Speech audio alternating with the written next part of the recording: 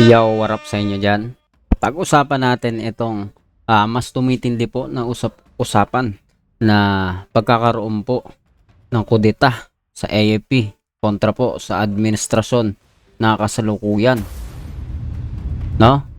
Dahil sa paglaon po ng panahon ng mga pag-uusap po, no? Mga usap-usapan tungkol sa korupsyon, ay mas lalo pong tila, mas nagiging realidad po itong sinasabi po na plano na pagkakaroon po ng mga usap-usapin na pagkakaroon po ng galaw ang militar kontra sa gobyerno, kontra sa administrasyon po ngayon.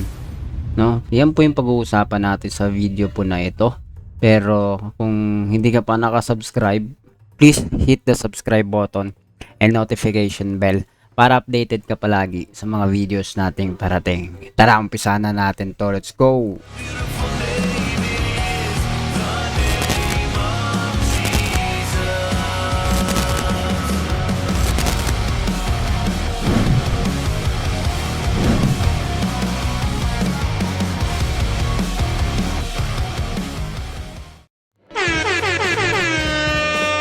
You know guys, alam nyo, hindi ko actually naiintindihan kung paano ang ginagawa ng mga makakaliwa ngayon.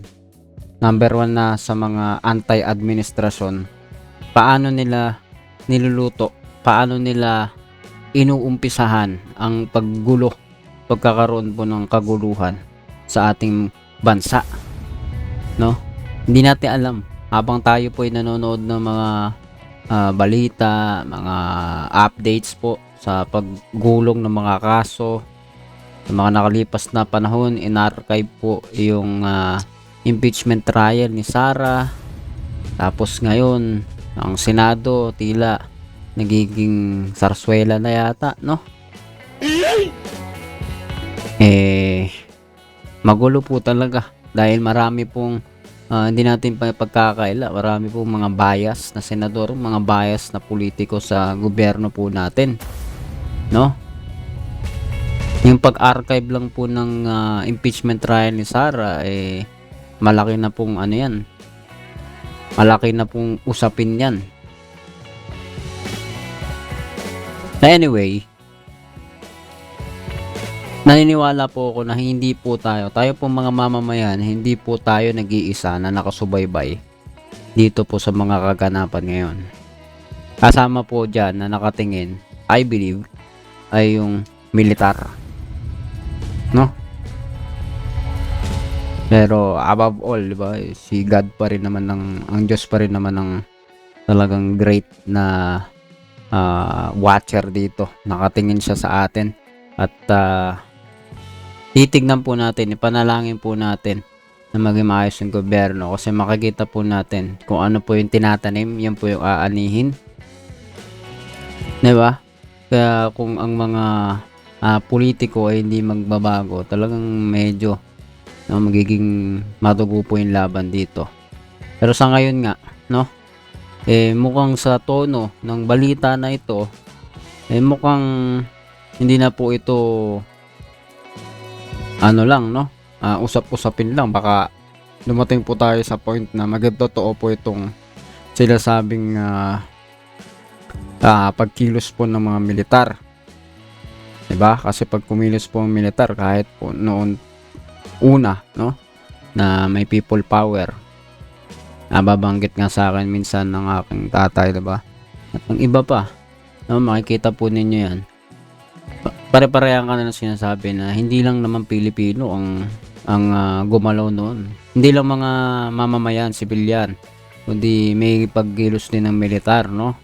Kaya naging successful din yung nangyaring people power noon in terms ng pagkakaroon ng mabilisang aksyon sa gobyerno. Anyway, ngayon, tignan po natin, no? Kung ano po yung tinutumbok dito sa balita na panoorin natin. Not under my watch. Yan ang sagot ni AFP Chief of Staff General Romeo Browner Jr. sa umano'y nilulutong kudeta laban kay PBBM. Tinabla rin ng PNP ang panawagang bawiin na ang suporta sa Pangulo. Narito ang agenda report ni Francis Folve. May panawagan sa mga sundalo, pulis at reservist na kumalas na kay Pangulong Bongbong Marcos at pababain siya sa pwesto sa gitna ng isyu ng korupsyon kaugnay sa mga flood control project. Tuldukan ang korupsyon sa Pilipinas! Sa mga kilos protesta noong September 21, ilang retiradong general at mga dating sundalo ang sumama sa marcha sa Gate 4 ng AFP headquarters sa Camp Aguinaldo sa Quezon City. Una nang inamin ni AFP Chief of Staff, General Romeo Browner Jr. na may kumausap sa kanya na ilang retiradong general para bawiin ang suporta kay PBBM. Sa POCA Forum, sinabi ni Browner na tila katulad noong EDSA 1 at EDSA 2, lumakas ang pagkalampag sa militar. There were some recruitment activities, so to speak, of, sad to say, some of them retired officers of the AFP trying to reach out to the younger officers, trying to reach out to the commanders, reaching out to me even, no? And convincing us to intervene through several means. No? Maaring through a coup d'etat as written, a military junta, in order to come up with a reset for the entire Philippine society, or withdrawal of support. Pero pinabulaanan ni Browner na may nilulutong kudeta laban sa Pangulo. Nagulat daw siya nang mabalitaan niya ito at tinanong niya mismo ang Pulitzer awardee na nagsulat ng artikulo kung saan si Browner pa mismo ang kinukot umano nito. If you're referring to me, then I can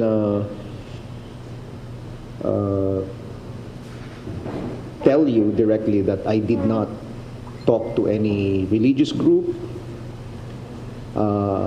I did not plan a coup d'etat with the Secretary of National Defense, directed by the CIA. Giit pa ni Browner, itinuturing ang coup rumors na litmus test sa mga sundalo. We had this experience twice already, but look at where it brought us. We are still here. So we believe that a military intervention in any form is not the solution to the things that we are now experiencing in our country. Sa hanay naman ng PNP, hindi raw kailangan ng loyalty check.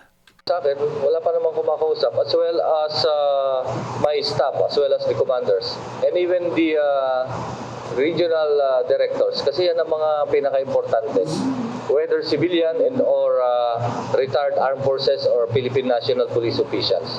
At sakali mang mangyari ito, Pagka meron, and then maybe pwede ko silang kausapin not to do it and what's the basis. sapat na raw ang sinabi ni PBBM na siya mismo nais nang mapahinto ang korupsyon.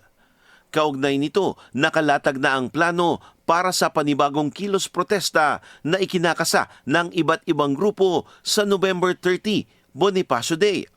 Plantsado na rin daw ang seguridad para hindi na maulit ang nangyaring riot sa Maynila noong September 21.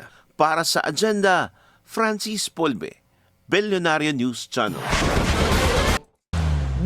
Alright mga tol, so ayan po ang nakita po natin dito sa balita po na ito. Talaga pong mabigat. At sabi nga po, no, ng AFP chief na si Browner, lumalakas po yung pagkalampag sa militar. 'Di ba?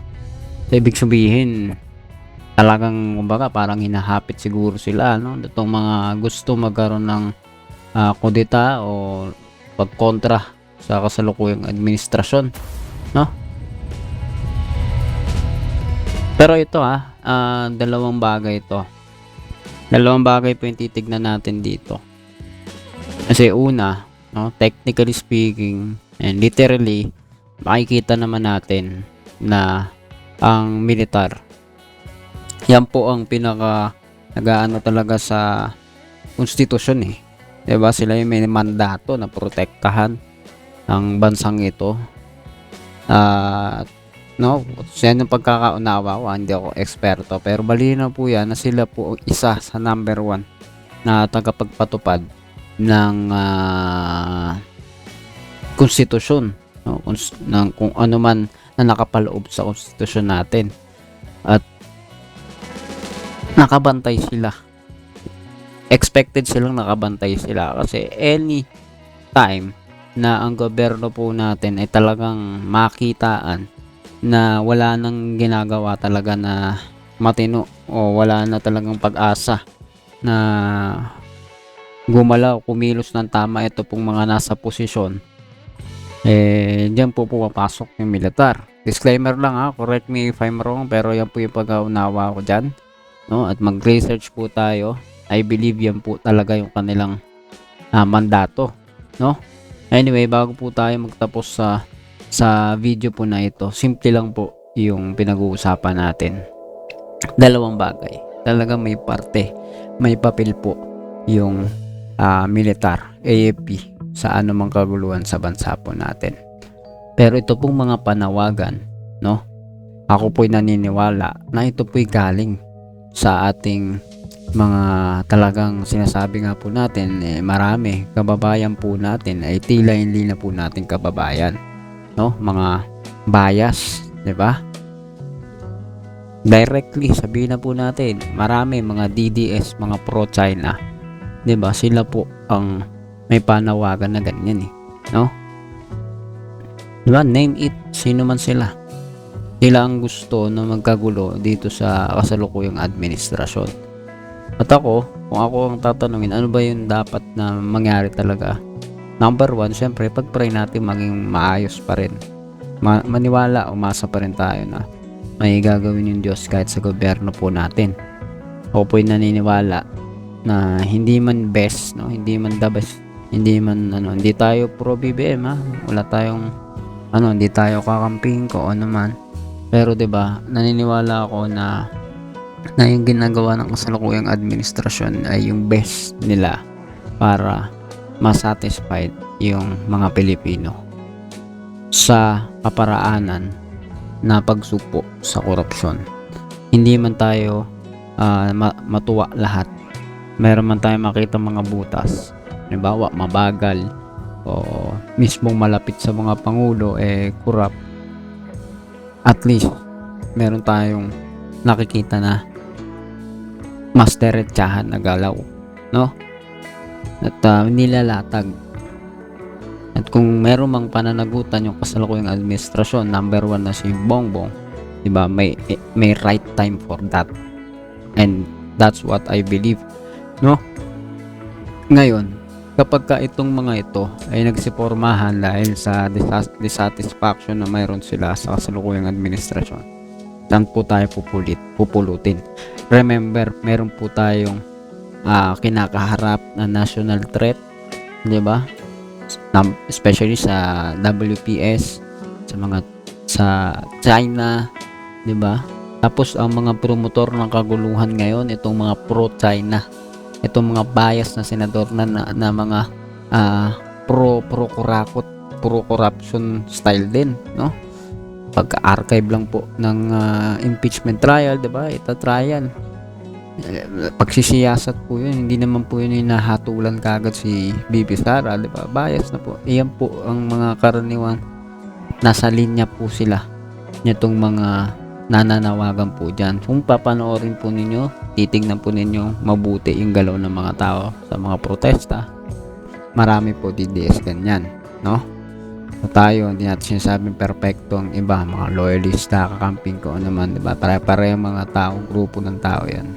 Pero, mag-isip po tayo at ipag-pray natin na hindi mauwi sa pagbagsak itong bansa natin. Lahat po ay matuto na matakot sa Diyos. Kasi pag nagkaroon po ng takot sa Diyos ang lahat, diba?